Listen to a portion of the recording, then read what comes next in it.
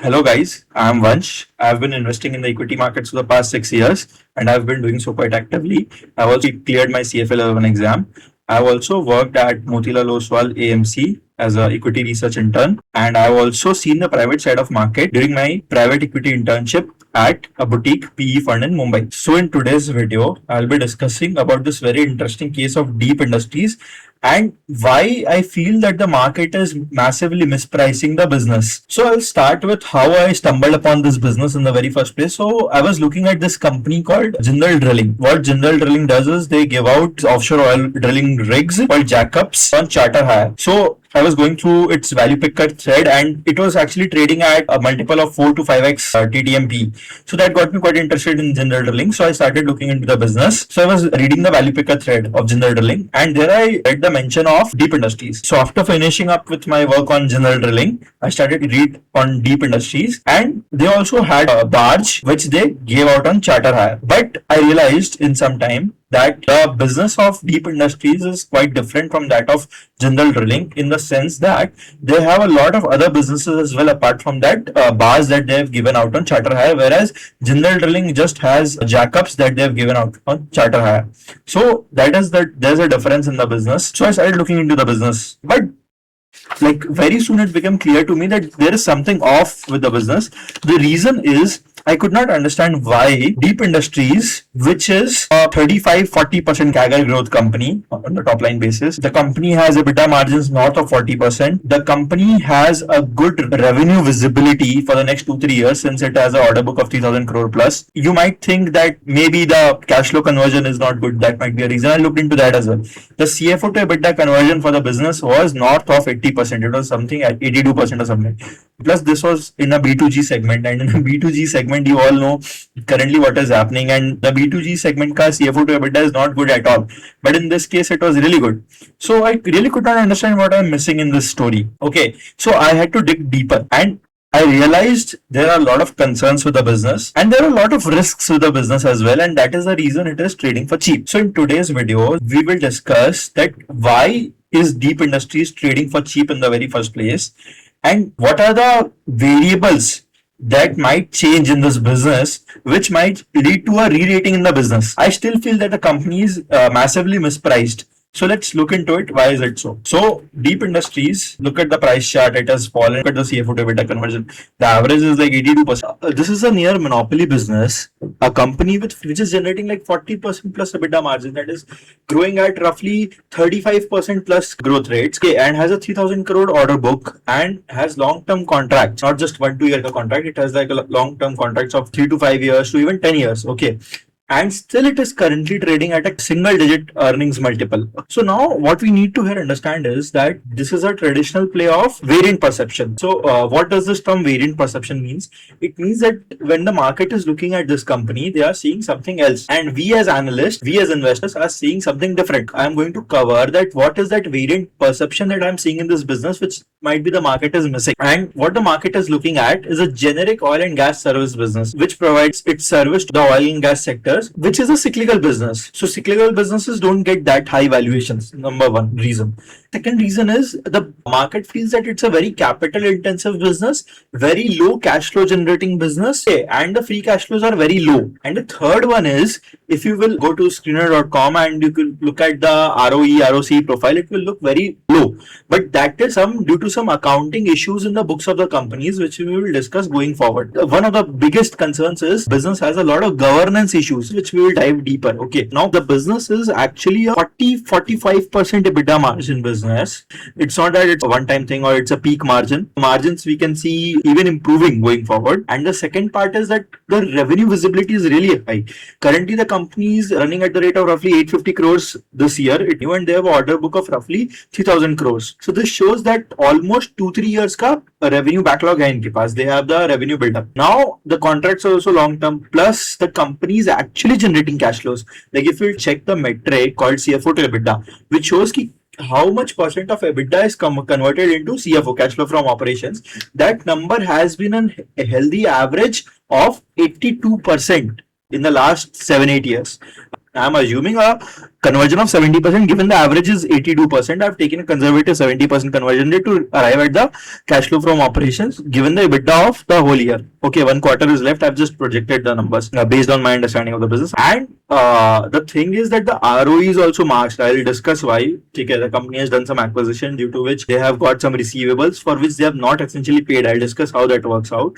And due to which their equity base is elevated for no good reason, and उस वजह से जबरदस्ती उनका जो ROE है, it's looking depressed. And the company is also shifting towards high cash flow generating assets and into the offshore model as well, where the EBITDA margins are really high. So moving forward, the margins might also improve. The management is guiding for a 35 to 40% growth rates, which is actually a rare thing to come by in such an industry and such a player. And most important thing, it's a near monopoly business. It has roughly like 70% market share. Stock made a peak of roughly 550, 560 rupees, and currently it's trading at 380 something. Okay, so currently it is like for FY26, 1 quarter forward, they're trading at roughly 9 times their earnings.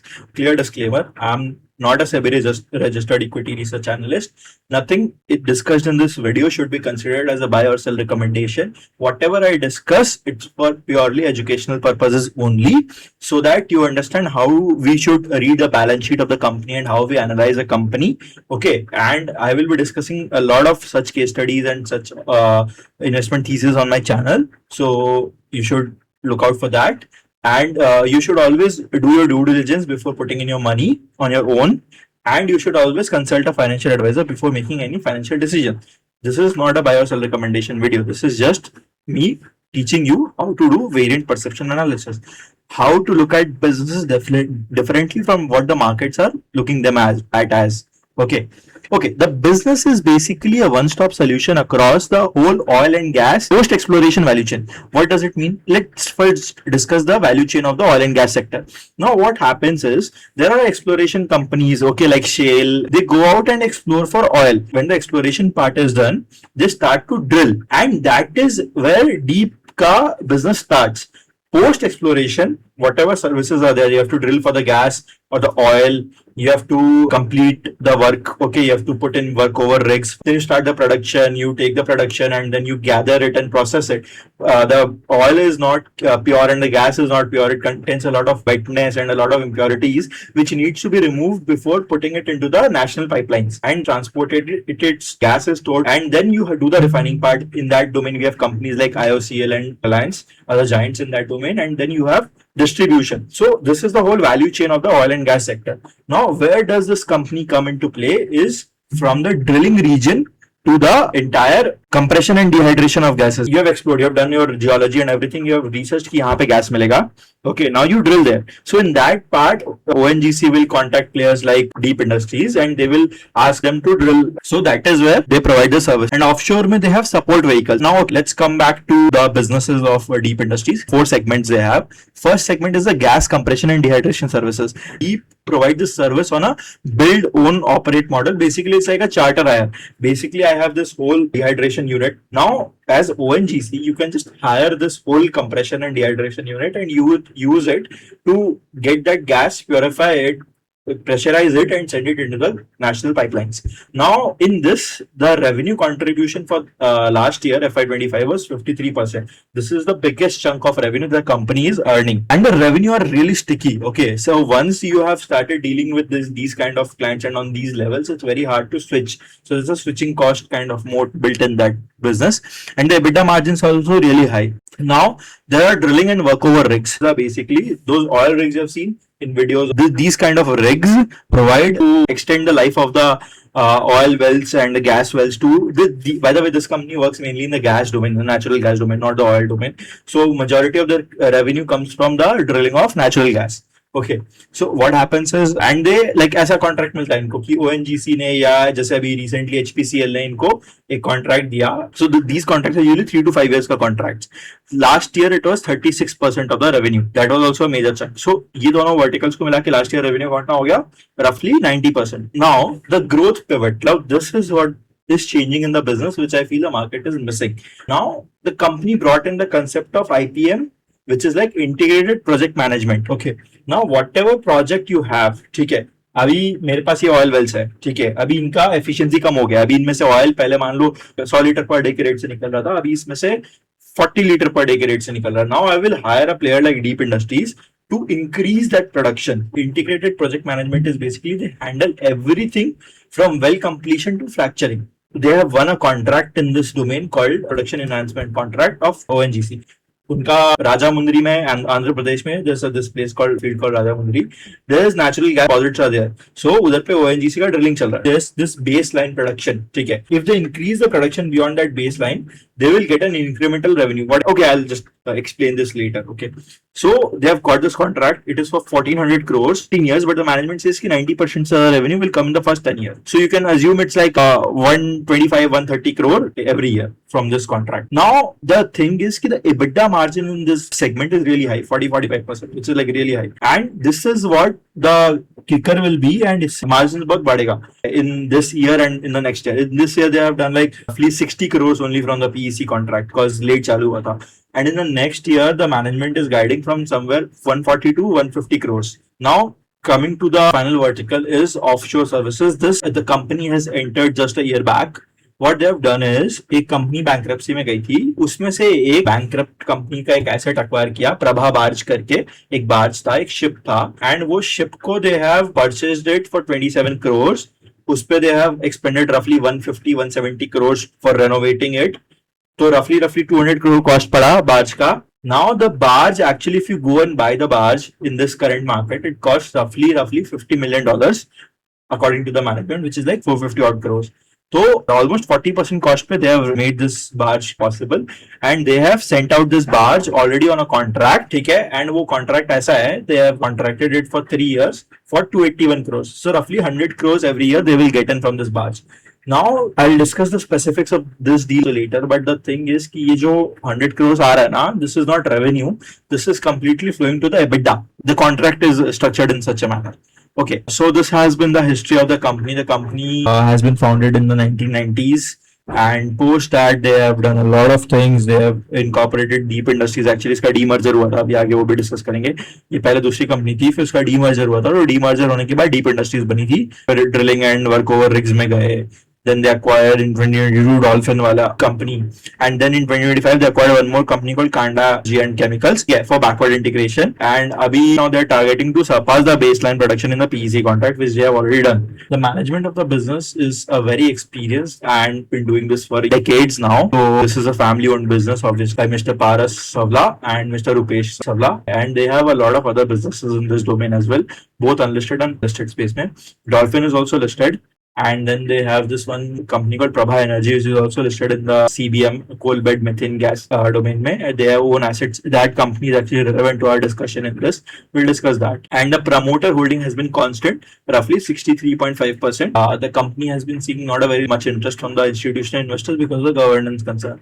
Now, let's stop here for a while and understand कि इसमें governance issues क्या है company में. कुछ issues ये है कि management के ऊपर सेबी ने has been proven cases of market manipulation, and also there are some concerns with related party transaction. मतलब ये लोग अपनी जो सिस्टर कंपनी है, रिलेटेड पार्टी है, मतलब प्रमोटर की कोई दूसरी कंपनी जैसे प्रभा एनर्जी हो गया, उसको लोन दे रखा है. सो नाउ इफ वो लोन का पैसा है लोग वापस नहीं करते हैं तो लॉस हो जाएगा डीप का. And they have also been caught bribing ONGC officers to get the contract. So that is also one major governance lapse which the market is discounting right now. Now we need to understand the macro picture कि industry में क्या चल रहा है. सी, हम लोग का पैसा कभी भी किसी स्टॉक में तब तक नहीं बनेगा जब तक इंडस्ट्री में टेलविंड्स नहीं है. So we should always look for companies in a sectoral tailwind, जिसमें सेक्टर टेलविंड में हो, मतलब सेक्टर में ग्रोथ हो.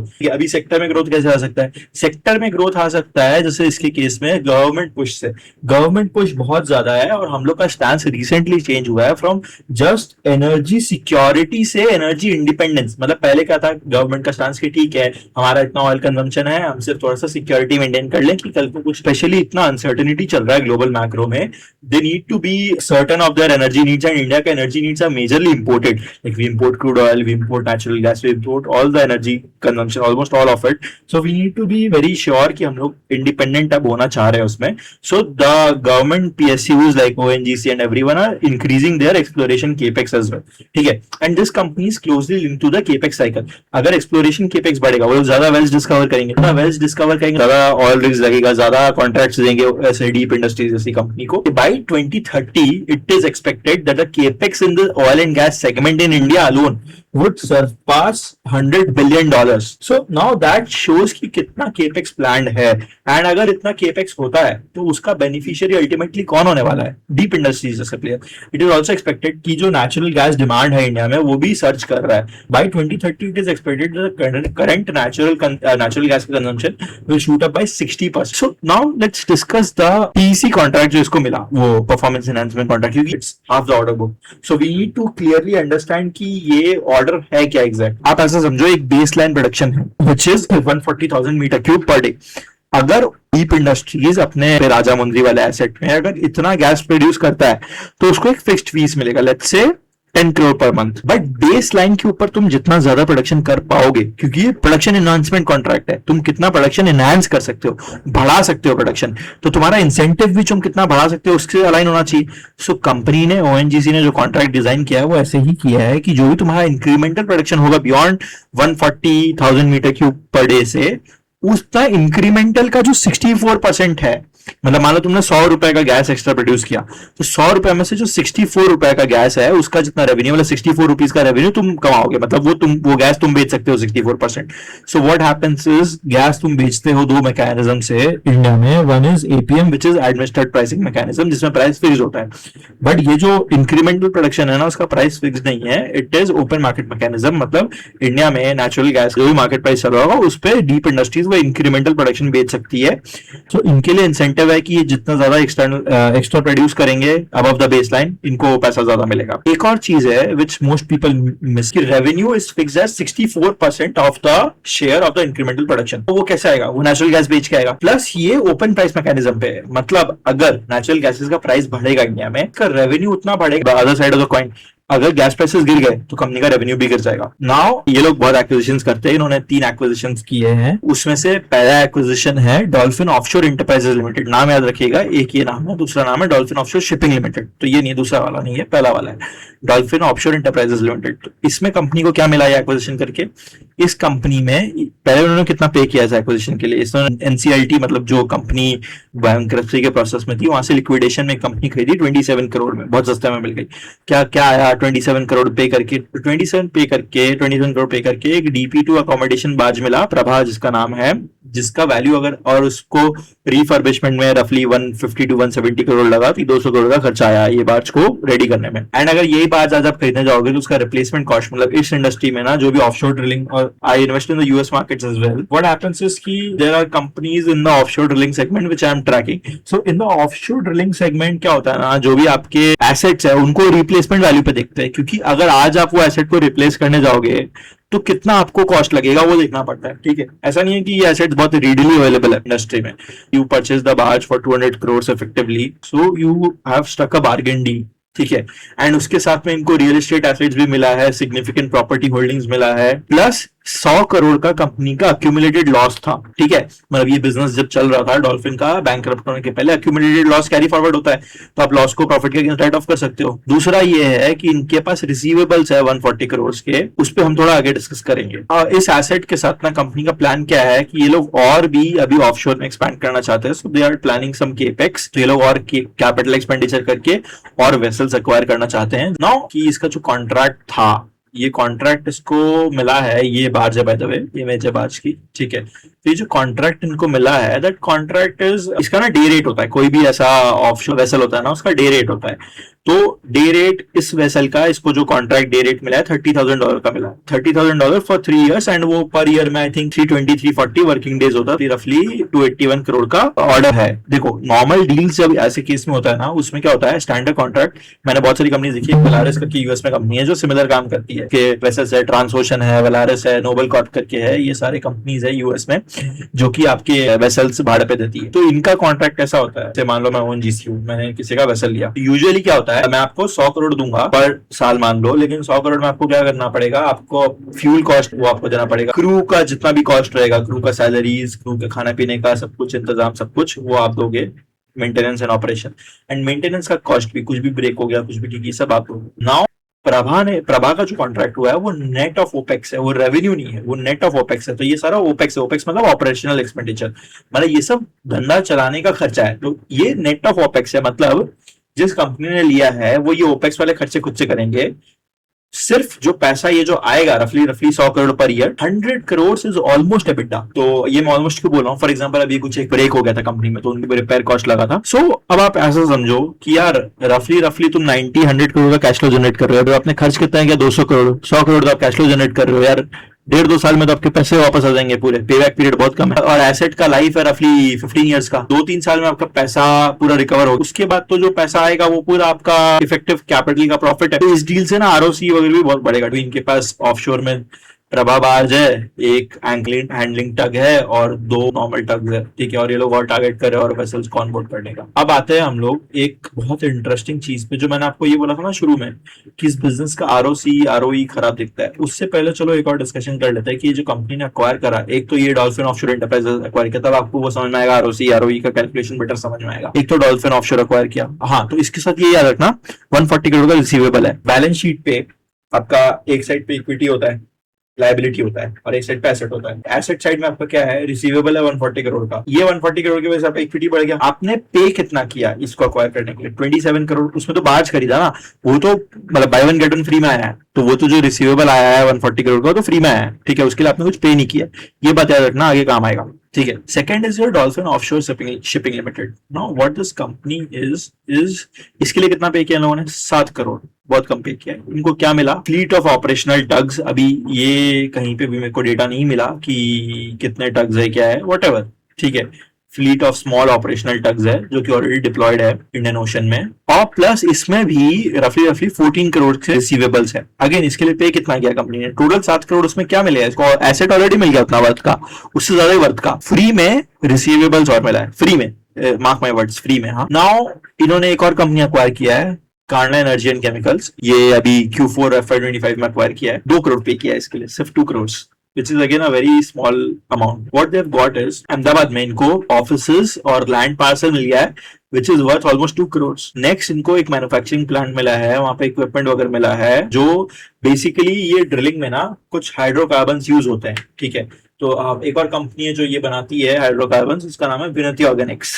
सो सिमिलर टू दैट कार्ना एनर्जी भी कुछ वैसे ही केमिकल्स बनाती है। कांडा केमिकल्स को भी इन्होंने, प्लस इसके बुक पे इन्वेंट्री थी 240 करोड़ की, पे कितना किया, 2 करोड़। इन्वेंट्री कितने की थी, 240 करोड़ की, और वो इन्वेंट्री बस बुक एंट्री थी, बैलेंस शीट पे थी, उसका कोई इन्वेंट्री था नहीं, तो इन्होंने Q4 में राइट ऑफ कर दिया। तो Q4 का आप जाके पीएनएल स्टेटमेंट देखेंगे Q4 FY25 का, तो आपको एक एक्सेप्शनल आइटम 240 करोड़ का रफली राइट ऑफ मिलेगा। Now the market got spooked कि तुमने 240 करोड़ का इन्वेंट्री राइट ऑफ कर दिया। एक बात समझो, मैंने पे कितना किया उसके लिए, 2 करोड़। अभी अकाउंटिंग एंट्री में राइट ऑफ कर भी दूं, वो तो उस कंपनी का पहले का था ना, अभी का तो झमेला नहीं है, वो पहले का झमेला था कंपनी का, वो मैंने पे ही नहीं किया ना उसके लिए। मेरे लिए तो बस एक ऐसा बस लिखा हुआ था, मैंने काट दिया पेन से, it's like that, it's as good as that. लिखा हुआ है, मैंने उसको पेन से स्ट्राइक आउट कर दिया। मेरे को इम्पैक्ट आया नहीं, मेरे को कोई इकोनॉमिक फाइनेंशियल इम्पैक्ट आया नहीं आया। सो वो जो राइट ऑफ किया उससे इम्पैक्ट नहीं आया, लेकिन शेयर प्राइस फिर भी गिरा था। फिर मैनेजमेंट आगे कॉन्ट्रैक्ट में समझाया and everything. Second is your, इसमें भी रिसीवेबल्स है, लेगेसी रिसीवेबल है 208 करोड़ का। पूरे एक्विजिशन के लिए 2 करोड़ ही पे किया। तो डोंट थिंक कि 208 करोड़ का रिसीवेबल नहीं आया तो पैसा फंस गया धंधे में, नहीं फंसा है, वो हमने पे ही नहीं किया है। वो कांडला एनर्जी केमिकल का पहले का धंधा का रिसीवेबल है।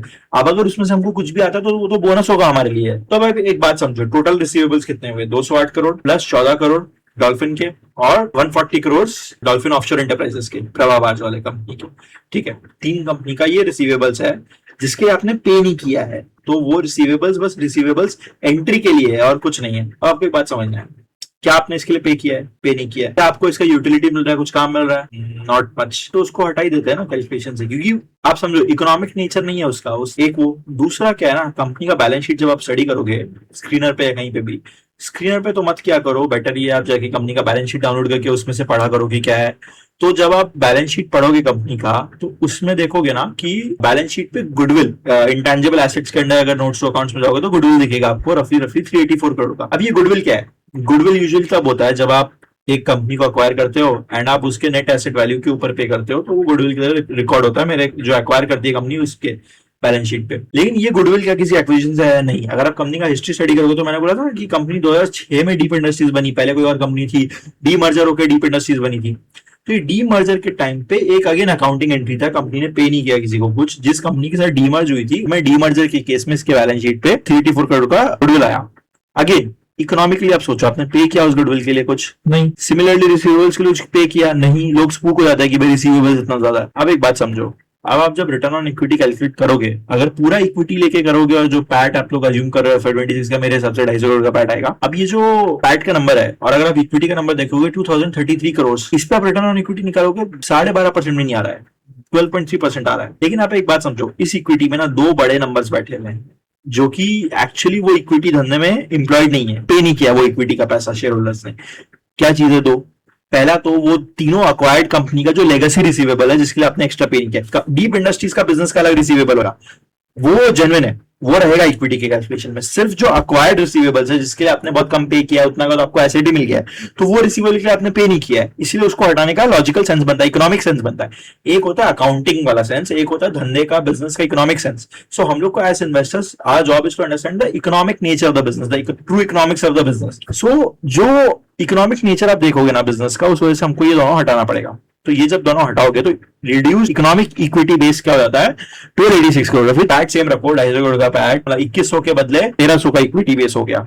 उस पे आपका रिटर्न ऑन इक्विटी जो एक्चुअली बिजनेस जनरेट कर रहा है, स्क्रीन पे आप देखोगे आपको 11-13% ही दिखेगा, लेकिन एक्चुअल बिजनेस जो जनरेट कर रहा है इकोनॉमिकली ट्रू सेंस में, वो ऑलमोस्ट 20% का रिटर्न ऑन इक्विटी जनरेट कर रहा है एंड कंसिस्टेंटली कर रहा है। ऐसा नहीं है एक साल में किया है, ये तो मैंने आपको एक्सेल का कैलकुलेशन दिखाया है, रिटर्न ऑन इक्विटी बहुत हाई है। अभी आप समझ लो कॉस्ट ऑफ इक्विटी ये बिजनेस में कितना होगा, 15-16%। आपका रिटर्न ऑन इक्विटी 20% है, return on equity should be higher than cost of equity. अब आते हैं सबसे important number which is your ROC। किसी भी बिजनेस में आपको समझना है कि बिजनेस में मोट है या नहीं, एंट्री बैरियर है या नहीं, कि कॉम्पिटिटिव एडवांटेज बिजनेस के पास है क्या नहीं। The single number which you should look at over the long term is how the ROC is trended for the business. Now what ROC is कि मैंने धंधे में कितना कैपिटल लगाया टोटल, उस पर मैंने कितना रिटर्न कमाया उस कैपिटल पे। आपने धंधे में 100 रुपए लगाए, चाहे आपने 70 रुपए लगाए, अपने दोस्त से डेट लेके 30 रुपए और लगाए, तो वो जो डेट लेके आपने पैसा लगाया वो पैसा भी इंक्लूड होता है इसमें, ठीक है। तो सिंपल है, डेट इक्विटी सब इंक्लूड होता है। इसको एक और तरीके से सोच सकते हैं कि मेरा कितना कैपिटल एम्प्लॉयड है, मतलब धंधे में कितना एसेट्स एम्प्लॉयड है, और आपका कितना मेरा ईबिट बन रहा है, पैट नहीं ईबिट देखते हैं इसमें, ठीक है। कंपनी का इनकम ईबिट होता है ना, क्योंकि इंटरेस्ट तो अभी आप पे नहीं करोगे, तो ईबिट देखना होता है। तो ROC का फॉर्मूला होता है ईबिट बाई कैपिटल एम्प्लॉयड। तो ईबिट इस केस में जब आप कैलकुलेट करोगे तो ईबिट दोनों केस में सेम रहेगा, इकोनॉमिक और अकाउंटिंग, ठीक है। ईबिट सेम रहेगा। अगेन चेंज कहां आएगा, फिक्स्ड एसेट्स भी सेम रहेगा। फिक्स्ड एसेट्स मतलब कंपनी का प्रॉपर्टी प्लांट इक्विपमेंट, ये सब आप नंबर्स आपको कहां से मिलेंगे, बैलेंस शीट में मिलेंगे। तो आपका एनुअल रिपोर्ट खोलना पड़ेगा, एनुअल रिपोर्ट खोल के आपको मिल जाएंगे। तो ये numbers by the way H1 FY26 के हैं। तो अगर आप वो वाला नंबर्स यूज करोगे तो आपको दिखेगा कि इस केस में भी, अब आप समझो, हमको डिनोमिनेटर में न्यूमरेटर सेम रहेगा। दोनों केस में मैंने ईबिट लिया 320 करोड़, 320 करोड़, ठीक है। इन्वेंट्री है, ठीक है, ट्रेड रिसीवेबल है और आपका ट्रेड पेएबल है। हमको डिनोमिनेटर में क्या है, फिक्स्ड एसेट्स और net working capital. Fixed asset same रहेगा। नेट वर्किंग कैपिटल क्या होता है, आपका current assets minus current liabilities. इस केस में रफली it's your inventory plus receivable which is current asset minus current liabilities और ट्रेड पेएबल। करंट लायबिलिटी भी सेम रहेगा, ट्रेड पेएबल सेम है, क्योंकि ट्रेड पेएबल का दोनों बिजनेस में कोई एक्वायर जो किया तो लायबिलिटी है ना। जब भी कोई बिजनेस तुम लिक्विडेशन से लेते हो ना, तो उसका जो लायबिलिटीज है वो सारा राइट ऑफ हो जाता है। तो ट्रेड रिसीवेबल कोई लेगेसी ट्रेबल नहीं आया है, सो वो राइट ऑफ हो चुका है ऑलरेडी, तो ये अनचेंज रहेगा। ट्रेड पेएबल, ट्रेड रिसीवेबल जो 650 करोड़ का दिख रहा है, 650 में 350 करोड़ तो लेगेसी रिसीवेबल है, फिर से पे नहीं किया है, तो उसको हटा दो। वो कैपिटल धंधे में एम्प्लॉय नहीं है ना, तुमने वो कैपिटल धंधे में एम्प्लॉय नहीं किया, तुमने तो बाहर से एक्वायर किया, उसके साथ एक कचरा एंट्री आई है, उसका कोई वैल्यू नहीं, उसको हटा दोगे तो कैपिटल एम्प्लॉयड 2300 करोड़ से कम होके 1940 करोड़ हो जाएगा। 2300 करोड़ पे तुम्हारा ROC आएगा 14% का, और जब 1940 करोड़ पे कैलकुलेट करोगे तो ROC आएगा 17% का। अगेन ROC, क्योंकि कंपनी पे डेट बहुत कम है, तो तो cost of capital will be near about cost of equity which will be around 15%, again 15-16%। ROC उससे ज्यादा है, एंड ऐसा नहीं आज ज्यादा है, सस्टेन बेसिस पे ज्यादा है, एंड गोइंग फॉरवर्ड इसका EBITDA मार्जिन बढ़ेगा, EBIT मार्जिन बढ़ेगा, तो आपका ROC और बढ़ेगा, क्योंकि वो डॉल्फिन का भी पूरा फ्लो इन आने लग जाएगा। फिर आप PEC कॉन्ट्रैक्ट्स है, उसमें EBITDA मार्जिन ज्यादा है, हेंस EBIT मार्जिन भी ज्यादा है, उसका फ्लो इन आने लग जाएगा। तो इसीलिए हमको इकोनॉमिक ROC देखोगे वो कॉस्ट ऑफ कैपिटल से बड़ा है, मतलब धंधा इकोनॉमिक प्रॉफिट कमा रहा है, which are very few businesses which are actually doing this.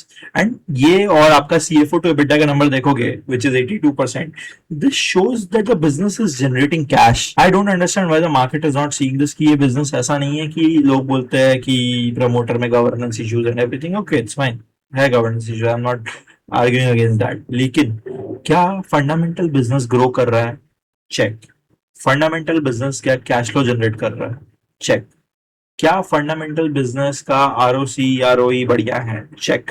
क्या फंडामेंटल बिजनेस का बिजनेस में पैसा फंस रहा है? सिंस पीपल से it works with government, it works with PSUs, तो आइडियली आप देखोगे अभी वाटर ट्रीटमेंट सेगमेंट में देख लो आप, या कल आप उसमें देख लो स्मार्ट मीटरिंग सेगमेंट में, वो सब पीएसयूज के लिए काम करते हैं। तो उस चक्कर में क्या होता है कि जब आप पीएसयूज के लिए काम करते हो तो उस चक्कर में आपका जो ट्रेड रिसीवेबल्स है वो बहुत अटक जाता है, गवर्नमेंट पे नहीं करती है जल्दी से। लेकिन इस कंपनी के केस में क्या ऐसा हो रहा है? नहीं, इस कंपनी के केस में ऐसा नहीं हो रहा है। So that is one aspect you need to, मतलब ये वेरिएंट परसेप्शन है, मार्केट वो चीजों को इग्नोर ही कर रहा है कम्प्लीटली सिर्फ एक गवर्नेंस इशू की वजह से, जो कि मुझे दिख रही है कि नहीं वैल्यूएबल है, ये बिजनेस कंसिस्टेंटली परफॉर्म कर रहा है। अब एक बात समझना है, in the stock markets, in the equity markets, what Warren Buffett has taught us one very important thing is capital allocation is everything. ठीक है, either you are a portfolio manager, आप खुद का पोर्टफोलियो मैनेज कर रहे हो, equity portfolio manage कर रहे हो, आप फंड मैनेजर हो, वहां भी कैपिटल एलोकेशन मैटर करता है, सेक्टर एलोकेशन मैटर करता है। आप एक बिजनेस रन कर रहे हो, आपके बिजनेस में आप किस सेगमेंट में पैसा, आपके बिजनेस के 4 सेगमेंट है, ठीक है, एक में रिटर्न कम बनता है, एक में ज्यादा बनता है, तो आप कहीं ऐसा तो नहीं कर रहे कि ज्यादा रिटर्न वाले सेगमेंट से पैसा निकाल के कम सेगमेंट वाले में डाल रहे हो, तो आपका बिजनेस का वैल्यू घटेगा। It's all dependent on the capital allocation. Deep Industries का management are really good capital allocators. Why I am saying this, I have data to back this up. In Q4 FY25 उनको growth के लिए capital चाहिए था, उनका growth rate आ रहा है 40%, ROE है 20% का, तो 20% का जो डिफरेंशियल है, कोई भी कंपनी का अगर जितना भी आरओई है, एक बात आप हमेशा याद रखना, return on equity is like 20%। अगर वो कंपनी पूरा पैसा रिटेन करती है, डिविडेंड नहीं देती है, तो भी maximum rate that the company can grow at is that ROE, मतलब 20% का अगर आरओई है तो 20% पे बिना एक्सटर्नल कैपिटल रेज किए ग्रो कर सकती है। अगर 20% से ज्यादा पे ग्रो करना तो या तो उसको डेट रेज करना पड़ेगा या इक्विटी रेज करना पड़ेगा। इक्विटी रेज करेंगे तो इक्विटी डाइल्यूट होगा, डेट रेज करेंगे तो कंपनी पे बैंकरप्सी का रिस्क बढ़ेगा। सो इनको इनको पता है कि एक सिक्लिकल इंडस्ट्री है। सबसे अच्छा बात तो मैनेजमेंट ऐसा है कि इनको बैलेंस शीट ओवर लेवरेज नहीं करना है। क्यों नहीं करना है? उसका सिंपल फंडा ये है कि आज इंडस्ट्री में अप साइकिल चल रहा है, आज पैसा आ रहा है, आज अगर आप बैलेंस शीट को ओवर लेवरेज कर लोगे ना, तो जब डाउन साइकिल आएगा इंडस्ट्री में आप सर्वाइव नहीं कर पाओगे। लेकिन ये कंपनी क्या करती है, ये बैलेंस शीट स्ट्रॉन्ग रखती है। बैलेंस शीट स्ट्रॉन्ग रहेगा, आपके पास स्ट्रेंथ रहेगा, आपके पास कैपिटल रहेगा, तो क्या होगा, डाउन साइकिल में जैसे डॉल्फिन जैसी कंपनी, कांडला केमिकल जैसी कंपनी जब बैंकरप्ट होगी, वो आपको बहुत सस्ते में मिल जाएगी। एंड अगर आपकी बैलेंस शीट उस टाइम पे स्ट्रॉन्ग है तो आप उन कंपनीज को बहुत चीप में अक्वायर कर सकते हो। सेम इंडिया में शिपिंग इंडस्ट्री में कंपनी है जी शिपिंग करके, ठीक है, Great Eastern Shipping, that is one of the best counter cyclical capital allocators that I have seen. एक बहुत अच्छा बुक भी है, इस पे आप पढ़ सकते हो, कैपिटल रिटर्न्स करके, उसमें ये counter cyclical approach of capital allocation discuss किया गया है। ये लोग वैसे ही लोग, they understand the capital cycle really well. That है कि हमको अपना बैलेंस शीट ओवर लेवरेज नहीं करना है, इसलिए वो इक्विटी रेज करने वाले थे, और ऐसे भी इनके बैलेंस शीट पे ज्यादा लेवरेज है नहीं, ठीक है। सो ये लोग इक्विटी रेज करने वाले थे। Q4 FY25 में अप्रूवल लिया था 350 करोड़ इक्विटी रेज करने का। Q2 में स्टॉक का भाव गिर रहा था। मैनेजमेंट वाज लाइक कि हम देख रहे हैं भाव अभी कम है स्टॉक का, हम अभी इशू नहीं करेंगे, क्योंकि अगर अभी स्टॉक इशू करोगे, आपका स्टॉक बहुत सस्ता है, आपका cost of capital, cost of equity बहुत बढ़ जाएगा, स्टॉक सस्ता है, तो आपका धंधा आरओसी जो जनरेट कर रहा है 17% का, वो आपका कॉस्ट ऑफ कैपिटल 17% के पार चला जाएगा, तो आप वैल्यू डिस्ट्रॉय करोगे अगर अपना सस्ता पे अपनी इक्विटी डायल्यूट कर दोगे तो। Management understands this and that is why the management is not diluting the equity सस्ता स्टॉक प्राइस पे, ठीक है। Q3 FY26 का कॉन कॉल में अभी और प्राइस गिर गया वहां से। मैनेजमेंट हैज क्लियरली सेड कि हमको करना ही नहीं है BQIP, प्राइस गिर चुका है, we do not do the QIP, we are generating sufficient cash flows from the internal approvals, मतलब इंटरनल जो बिजनेस चल रहा है उससे हम अच्छा कैश फ्लो जनरेट कर रहे हैं to fund our growth, and plus we will raise some debt, क्योंकि बैलेंस शीट अभी एकदम लेवरेज नहीं है, तो they are comfortable with some leverage, क्योंकि उनका दिख रहा है सारे कॉन्ट्रैक्ट लॉन्ग टर्म है, बिड्डा आ रहा है बिजनेस। ये एक्विजिशन हमने डिस्कस कर लिया, ये एक्विजिशन में एक चीज है, ठीक है, आपको एक बात समझना पड़ेगा। ये 240 करोड़ जो राइट ऑफ किया था, लॉस बुक किया आपने, लॉस पे टैक्स बेनिफिट मिलता है, तो क्या जो कंपनी है डीप इंडस्ट्रीज, उसको 240 करोड़ का प्रॉफिट क्या ऑफसेट कर देता? नहीं, क्यों? 240 करोड़ का जो राइट ऑफ किया था वो कांडला एनर्जी एंड केमिकल्स में किया था, ठीक है, नॉट इन डीप इंडस्ट्रीज। इसका सिग्निफिकेंस क्या है?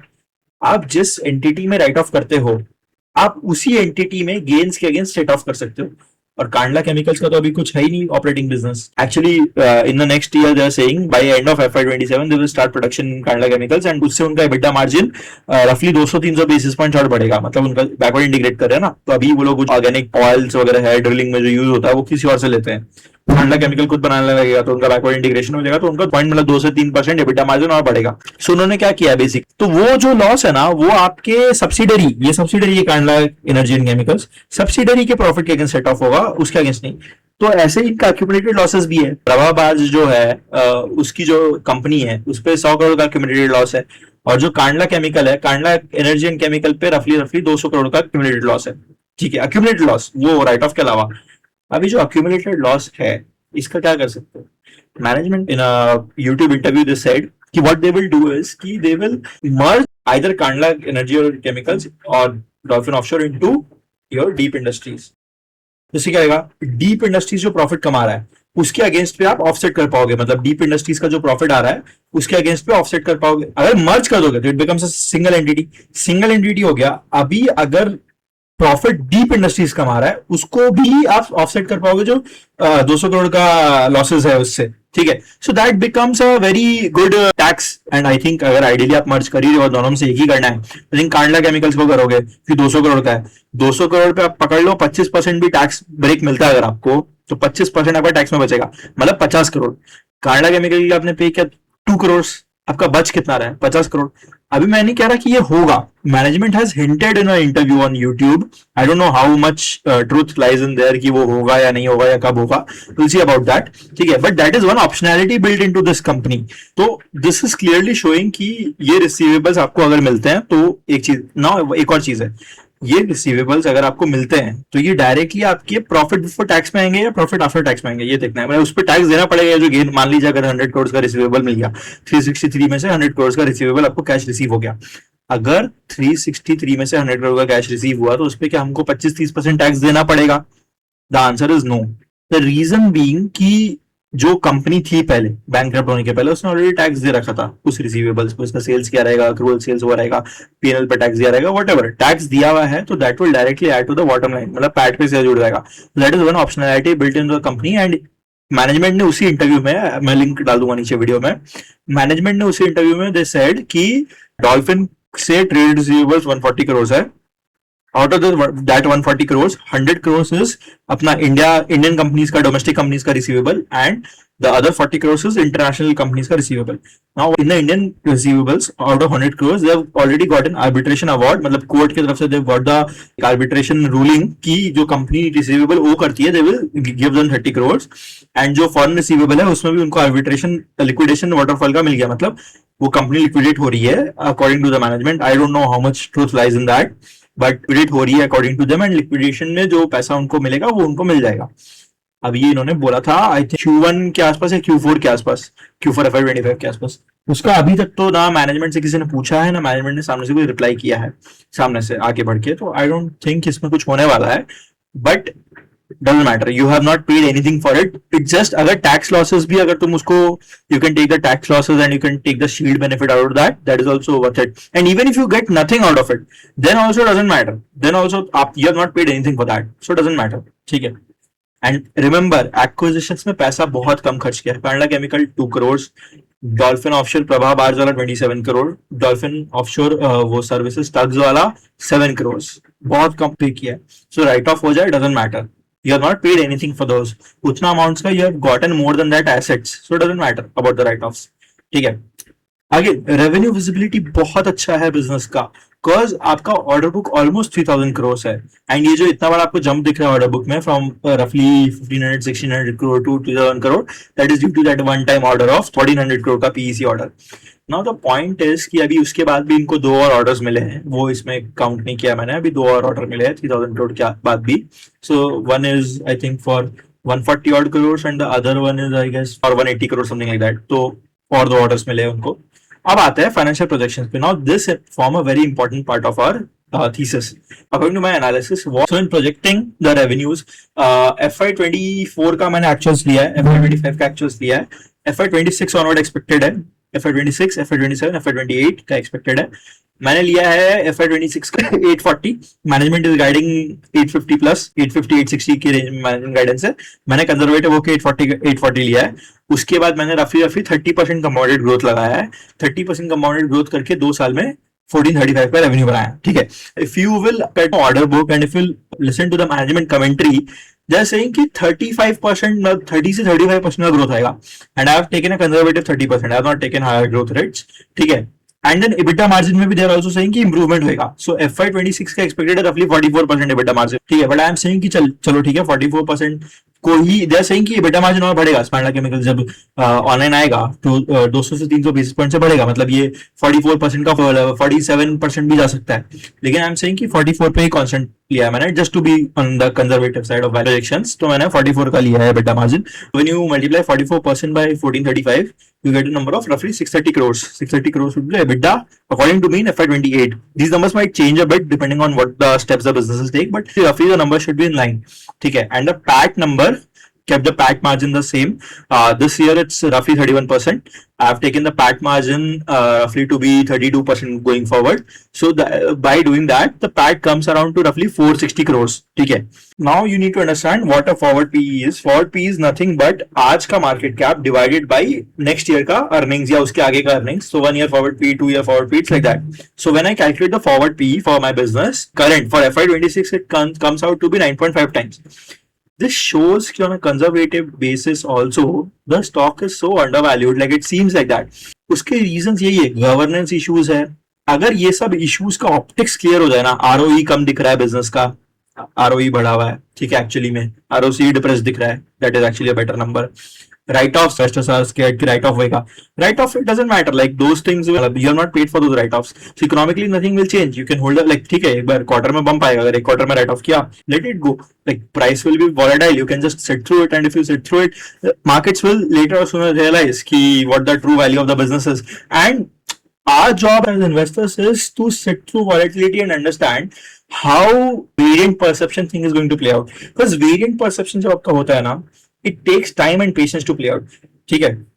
मूविंग फॉरवर्ड, तो आप FY28 का अगर कंजर्वेटिव बेसिस पे भी फॉरवर्ड पी देखो 5.3, मतलब 5.5 टाइम्स, मतलब कम का फॉरवर्ड पी आ रहा है ना। अब हम लोग एग्जिट मल्टीपल्स अगर असाइन करें, तो एग्जिट मल्टीपल्स में I have taken 3 cases, bull, bear and base case. Let's start the bear case. Bear case, I've taken 9x का exit multiple. The reason for choosing, now how did I arrive at these numbers? India में कोई भी business like grow नहीं कर रहा है, steady state पे है।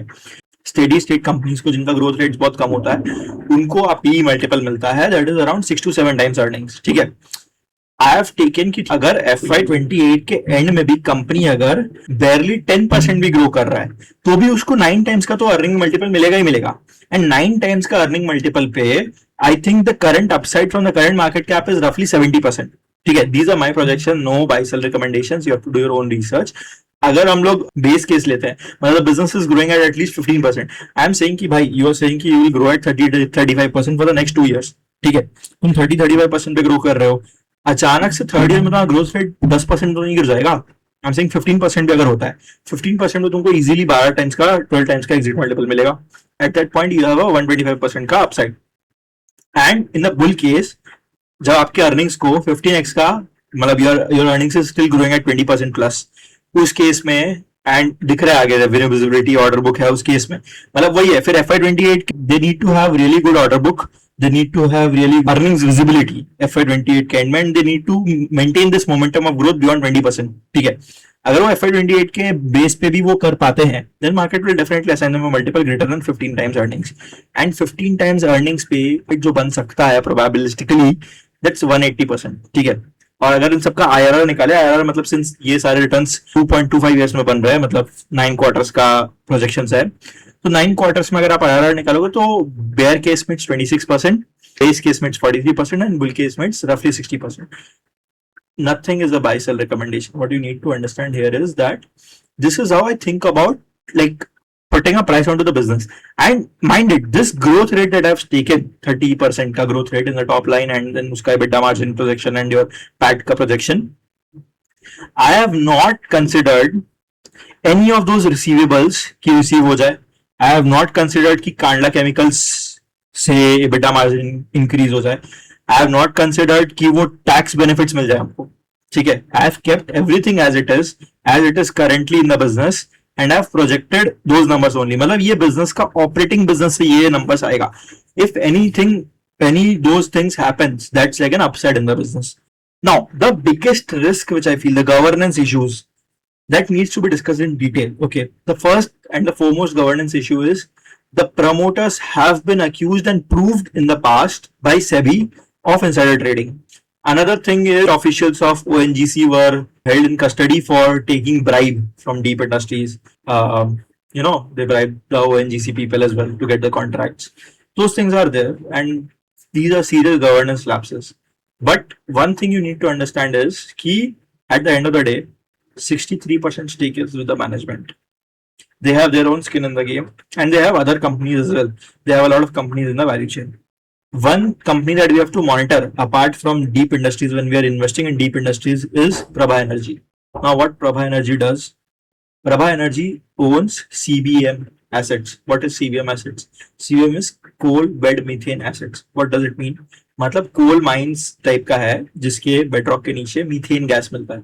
Okay, so they will get that gas out and sell it. ठीक है, वो assets they have purchased. This slide I have taken from Prabha Energy का investor presentation as it is. ठीक है, you will see they have taken that NK block, north Karanpura block and the other is Jharia block. ठीक है, north Karanpura block में their participatory interest is 25%, ownership interest is 25%. उसके साथ partner है, mind it, this is important, partner है ONGC और IOC, Indian oil corporation and ONGC, oil and natural gas corporation. उसका 50, ONGC का 55% स्टेक है एंड आईओसी का 20% स्टेक है. मतलब रफली 75% स्टेक इनका है, 25% स्टेक प्रभा एनर्जी का है.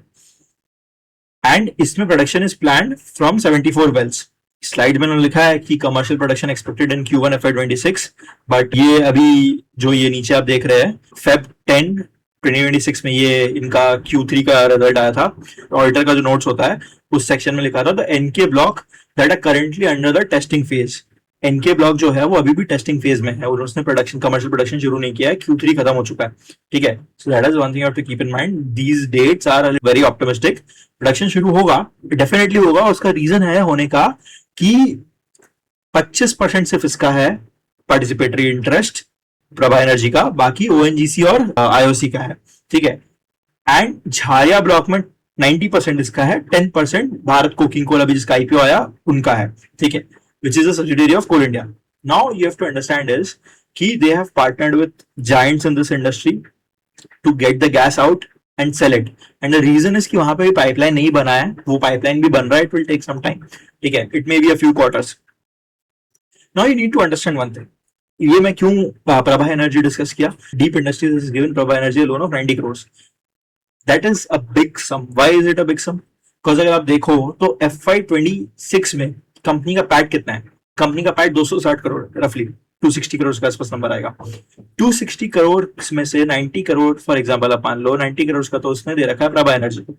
90 crores out of 260 crores, how much is that? Roughly 30%, 33%. ठीक है, अगर आप 33% एक साल का पैट का अगर आप लोन दे रखे हो किसी को एंड अगर वो डिफॉल्ट कर देता है, वो लोन आपको रीपे नहीं करता, आपको राइट ऑफ करना पड़ेगा. एंड अगर वो राइट ऑफ करना पड़ा, आपका 4 महीने का प्रॉफिट उड़ जाएगा, है ना, for this year.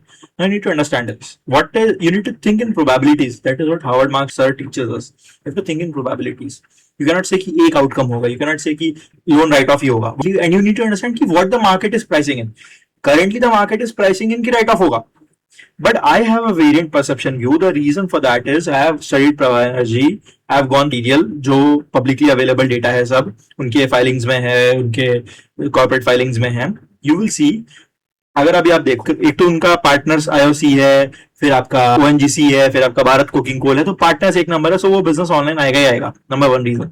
Number 2 reason is on December 26, 2025 for just before Q3 ended, Prabha energy ने के मैनेजमेंट ने बोला है कि 190 crore 19,000 lakh rupees which is like 190 crore का राइट्स इशू कर रहा है.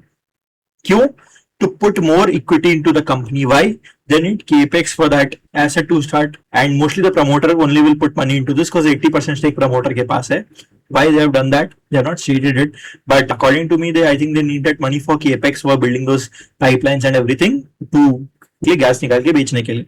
ठीक है. Once this operation starts, since the management is also putting in their capital through equity, and you need to understand कि 63% डीप में स्टेक इसका है, डीप के मैनेजमेंट का है.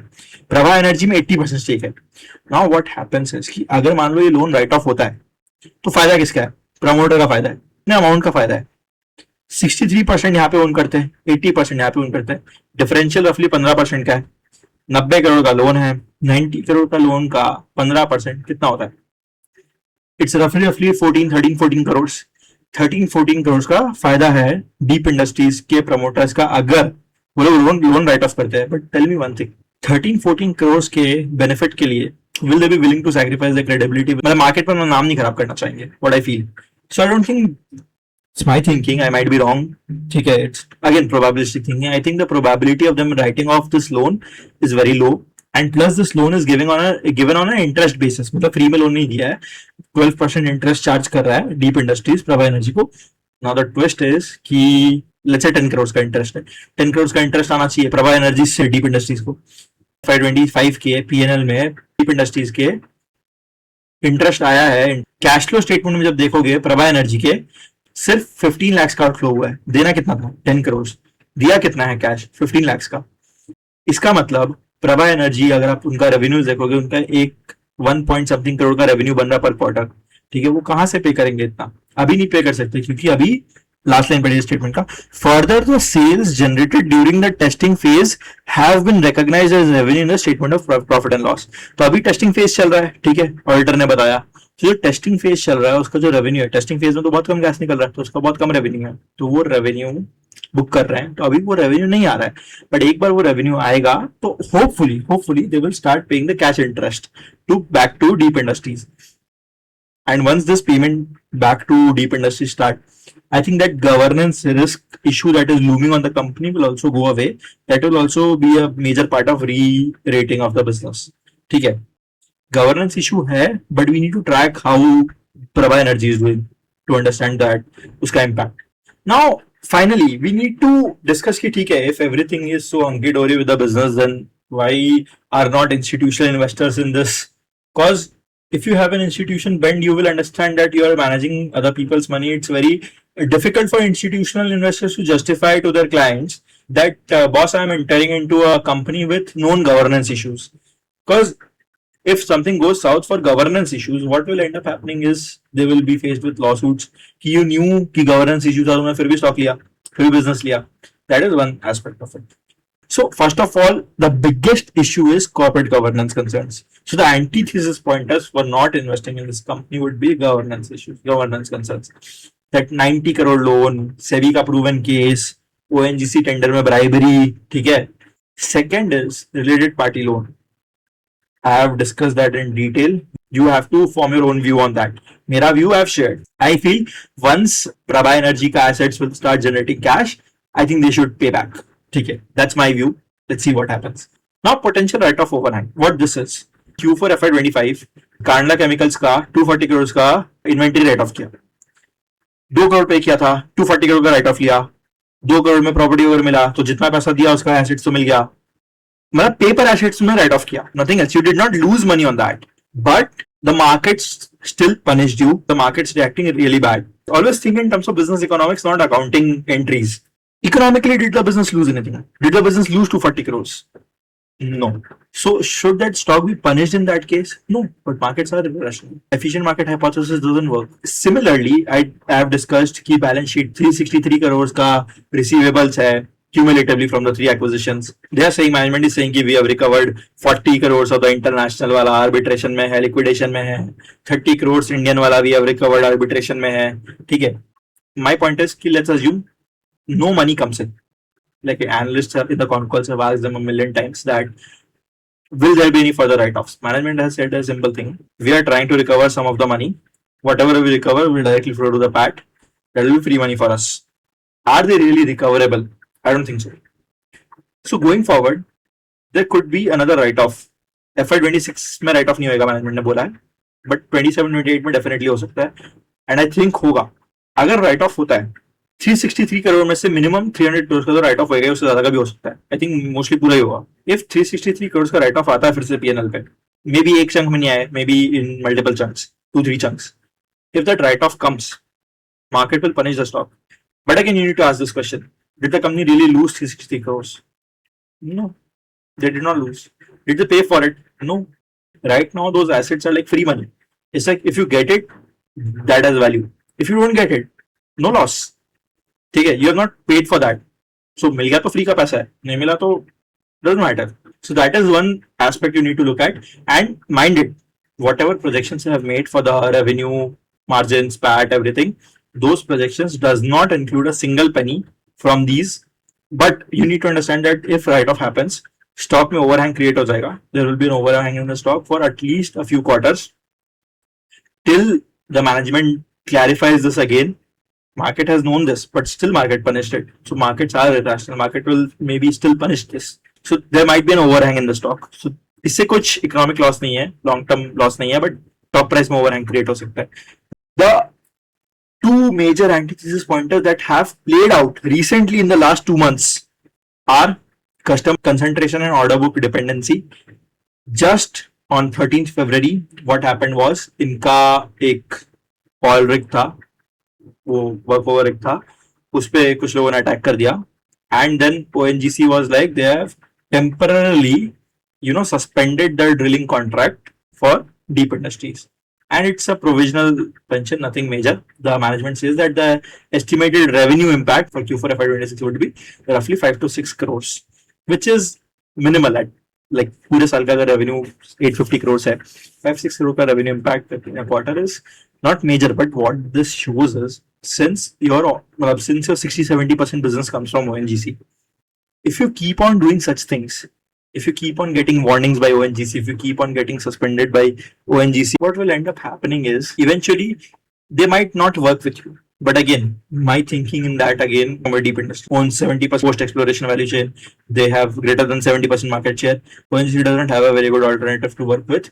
That is the reason they are, along with all this nuisance that Deep Industries is creating to them. They have also an ongoing case with ONGC in which they got the arbitration in their favor. Case has gone to High Court. ONGC cancelled a contract for Deep Industries, and Deep Industries put a case on ONGC that you cannot cancel our contract. And they won the case in the regional court. They went to the High Court, and in the High Court, the case is going on. So the regional court has ordered them to pay 80% of the fines. So 80% is already given, 20% is left, which is around, I guess, 25-30 crores. It's like a very toxic relationship between ONGC and Deep Industries. Now, the operational risk hazard. In the first week of January, there was a gas leak incident at Rajamundry, Andhra Pradesh field of the PEC contract.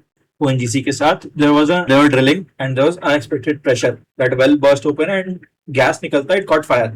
So that well was burning for 5 days. This industry is by default. Someone might ask कि मैंने exit multiples earnings कितने कम क्यों दिए? The reason being, अगर तुम्हारा growth है तब भी the markets will also discount you for your industry. Your industry is oil and gas.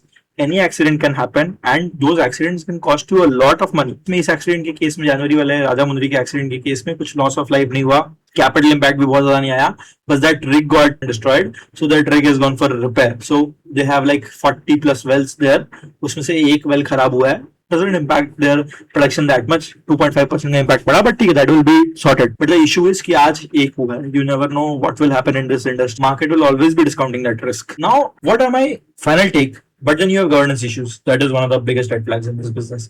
You have governance issues, you have write-off risks, you have loan given to related parties. Related party loan can be used to siphon off money from a company. Initially, that is what I thought that Deep Industries is doing. But by digging deeper into Prabha Energy, I understood that that might be a legitimate loan after all. But I think the market is still pricing it as a siphoning of funds from the company. But my opinion is a bit different, that I've discussed already. As the operation scales up, I think they will be able to pay back their loan, and plus the promoter is also putting in their own money through the rights issue. Plus, what I think is that there is nothing to be turned around this business. The business is going really good. The business has been a consistent compounder. The business has been almost a 13 bagger in the last 4 or 5 years. The business is consistently compounding its cash flows, and plus it is available at such mouth-watering valuations that I feel it's really would be foolish for one to ignore the company at this moment. And I'm not saying you to go and buy the company, not a buy sell recommendation. What instead I'm asking my viewers is to go and take an independent look, other than the noise in the market, other than the views that I have shared. These are my own personal views. I might be completely wrong, and I have been wrong in the past. What I feel is that this variant perceptual model fits perfectly in this example. These are my views, that even if those write-offs happen, those are non-cash write-offs. You have not paid anything for it. Fundamentally, does that affect your company? No.